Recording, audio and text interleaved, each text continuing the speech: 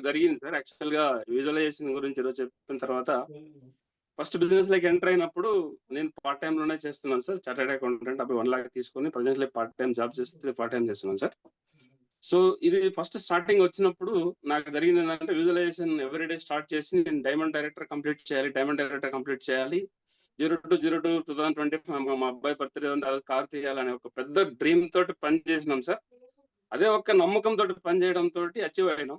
తర్వాత ఒక ఇన్సిడెంట్ మీరు చెప్పినట్టు ఆ నెగెటివ్ ఫీలింగ్ అనేది ఆఫ్టర్ 1 ½ ఇయర్ తర్వాత ఒక చిన్న ఇన్సిడెంట్ ద్వారా టీమ్ అనేది డ్రాప్ అవ్వడం జరిగింది. అంటే ఎల్ఓవి క్యాల్కులేషన్‌లో మాకెంత ఇస్తారు అనే ఒక చిన్న టాపిక్ తోటి వాళ్ళు కొట్లాడుకోవడంతోటి మీకు అంటే ఎల్ఓవి పైకెళ్తుందో మాకు 10,000 మాకెంత కమిషన్ ఇస్తారని ఒక చిన్న దాంతోటి టీమ్ డిస్టర్బ్ అయింది. దాని తర్వాత నుంచి ఒక నెగెటివ్ మైండ్ సెట్‌లో పాస్ అయింది సార్. పాస్ అయితూ అలా టీమ్ తగ్గుతూ నా మైండ్ సెట్ కూడా ఏమైందంటే ఇది మన వల్ల అవుతదా అని ఒక చిన్న థాట్ క్రౌన్ బ్రేక్ చేయాలనే ఒక సార్ పెట్టాము. బట్ సారీ సార్ డిస్టర్బ్ చేస్తున్నాను. సెంటర్‌లో ఇంటర్ఫియర్ అయ్యాను. అప్పుడు ఏది ఆ ఎల్ఓబి గురించి గొడవ అయింది కదా సార్? Yes sir. అప్పుడు ఆ టైంలో మీరున్నారా ఆ టైంలో? అది వాళ్ళు చేసుకున్న తర్వాత నాకు ఫోన్ చేశారు సార్. చేసిన తర్వాత ఇట్లా నాకు 10,000 ఇయ్యాలంటే ఫోన్ చేసి మీతో మాట్లాడినప్పుడు అప్పుడు మీరు వాళ్ళ గురించి ఏమనుకున్నారు? అప్పుడేం చెప్పానంటే అప్పుడు నేను ఉమా సార్‌కి ఎంత ఇవ్వాలి? ఉమా సార్ రంజిత్ సార్‌కి ఎంత ఇవ్వాలి? రంజిత్ సార్ మంజునాథ్ సార్‌కి ఎంత ఇవ్వాలి? అలాంటియి ఉండవు మన దాంట్లో. కంప్లీట్‌గా చేయాలి అని ఒక థింక్ చేసాం సార్. అక్కడే కట్ చేసాం. దాని తర్వాత నుంచి ఇంక టీమ్ డ్రాప్ ఔట్ అయింది సార్. లేదు నా లేదు వల్లనే సార్. వీళ్ళు కార్ తీసుకున్నారు. అప్పుడు మీరు వాళ్ళు అలా చెప్పారు. అప్పుడు మీరు ఇలా చెప్పేసారు. బట్ మీ లోపల ఏం థింక్ చేశారు మీరు? ఏమప్పా వీళ్ళు ఇలా అడుగుతున్నారు, ఇంత అడుగుతున్నారంటే వీళ్ళు చేస్తారా? ఇన్ని డౌట్ వచ్చిందంటే వీళ్ళు వింటారా? Yes sir. ఎగ్జాక్ట్‌లీ అదే జరిగింది సార్. అంటే ఈళ్ళేం లీడర్స్ అసలు వీళ్ళ వల్ల ఎట్లా అనుకుంటారా?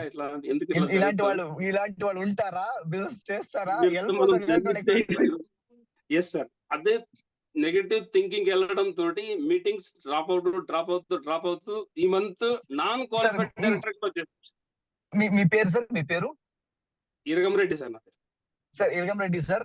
నేనేం చెప్తున్నానంటే వాళ్ళు ఆ క్వెషన్ అడిగారు కదా! అందుకే వాళ్ళు ఎళ్ళలేరు. ఎ ఎ ఎ మీన్స్ వెళ్ళలేదు. మీరు వాళ్ళ గురించి ఆ టైంలో థింక్ చేశారు కదా! Yes sir. అందుకే మీ లైఫ్‌లో అలా అయింది. వాళ్ళతో పాటు. ఓకే. అంటే ఆ సిట్యుయేషన్‌లో ఇప్పుడు ఎవరైనా అలా అడిగితే సేమ్ క్వెషన్ వస్తే ఏం చేస్తారు? ఎలా ఎలా ఆలోచిస్తారు అది చెప్పండి? ఇప్పుడు సేమ్ వస్తది సార్. ఆల్రెడీ మనం మారాం కాబట్టి 100% మారతాం సార్. 100% ఆ! ఏదైతే పాజిటివ్ థింకింగ్ ఏం చేస్తారు? ఏం చేస్తారు? ఫర్ ఎగ్జాంపుల్ ఎవరో ఇప్పుడే కాల్ చేశారు మీకు. సేమ్ క్వెషనే అడిగారు. ఏమని థింక్ చేస్తారు వాళ్ళ గురించి? 100% వాళ్ళకి తెలవదు కాబట్టి తెలియజెప్తాం సార్. ఎళ్లి బాబు ఇట్లా కాదు. ఇట్లా ఉంది. మనం ముందుకెళ్ళు. మీరు మీరు చేసే పని సెకండరీ సార్. అప్పుడు యెస్ సార్. ఏమని థింక్ చేస్తారు మీరు? యో ఆ వెరీ గుడ్. టైంలో. ఆ టైంలో ఏమని థింక్ చేస్తారు? ఈళ్ళు బాగా పని చేస్తారు. ఇంకా ఇలాంటి సిట్యుయేషన్ ఏదొచ్చినా సరే పాజిటివ్‌గా థింకింగ్ చేసి ముందుకు తీసుకెళ్తాం సార్. Yes exactly. అంటే సింపుల్. ఓకే. వీళ్ళకి ఇంకా క్లారిటీ లేదు. అందుకే ఇలా థింక్ చేస్తారు. క్లారిటీ ఇస్తే వాళ్ళు ఇంకా కంటిన్యూ‌గా పని చేస్తారు. ఇదే యెస్ థింకింగ్. సార్. ఇంతకు యెస్. ముందు వచ్చే థింకింగ్‌కి, ఈ థింకింగ్‌కి ఏమి డిఫరెంట్ ఉంది సార్? చాలా డిఫరెన్స్ ఉంది సార్. చాలా డిఫరెన్స్ ఉంది. రిజల్ట్ ఎంత డిఫరెన్స్ ఉంది? చాలా డిఫరెన్స్ ఉంది. అంటే ఇదే మైండ్ సెట్. మీరు చెప్తుండేది ఒకే సిట్యుయేషన్‌లో మీరు ఎలా థింక్ చేస్తారో అలాగే మీ లైఫ్‌లో అవుతుంది. అదే సిట్యుయేషన్‌లో ఎలా థింక్ చేస్తారో అలాగే అవుతుంది. ఎలా థింక్ చేస్తారో అలాగే అవుతుంది. ఎలా థింక్ చేస్తారో అలాగే అవుతుంది. అంటే ఆ సిట్యుయేషన్‌లో మీరు మీ మైండ్‌ని కంట్రోల్ పెట్టుకోవాలంటే మీ ప్యాటర్న్స్ అక్కడ పని చేస్తాయి. మీరు పని చేయరు.